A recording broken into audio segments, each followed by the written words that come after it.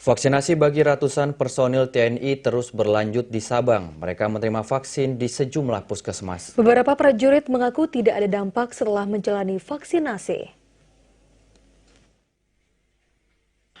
Sejumlah anggota TNI yang bertugas di daerah terluar Pulau Sabang hingga Kamis akan menerima vaksin COVID-19 dosis pertama.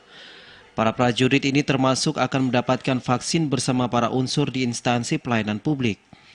Koordinator Tim Vaksinator Puskesmas Codbau Kota Sabang, Dr. Priscilia Cassandra Golda menerangkan, hingga Kamis hampir seratusan prajurit dari Komando Distrik Militer 0112 Kota Sabang dan Satuan Radar 233 TNI Angkatan Udara akan menerima vaksin di puskesmas itu.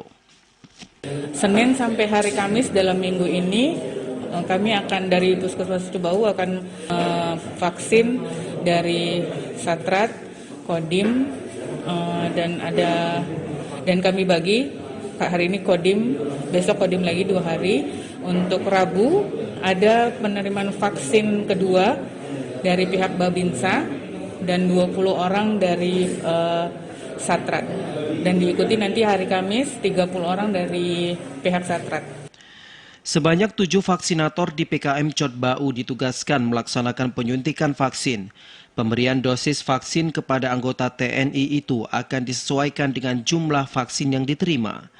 Sementara itu sejumlah prajurit yang bertugas di Kompi Senapan Yonif 117 KYC yang bermarkas di kawasan Balik Gunung, Juronglong, Angan, Gampung Iboeh mengaku setelah menerima vaksin tidak berdampak apapun.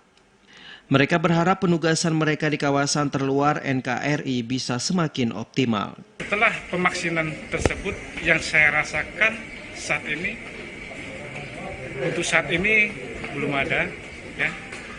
Tapi insya Allah ke depannya setelah saya divaksin ini saya akan bertambah siap untuk bekerja. Apa yang saya rasakan untuk setelah divaksin sampai saat ini belum ada reaksi. Mudah-mudahan sampai selanjutnya pun tidak. Sejumlah prajurit Kipan Yonif 117 KYC divaksin di Puskesmas Iboeh pada dosis pertama. Dalam 2 pekan mendatang, para prajurit kembali akan menerima vaksin dosis kedua pada tahap pertama. Dari Sabang, Mahfud TVRI melaporkan.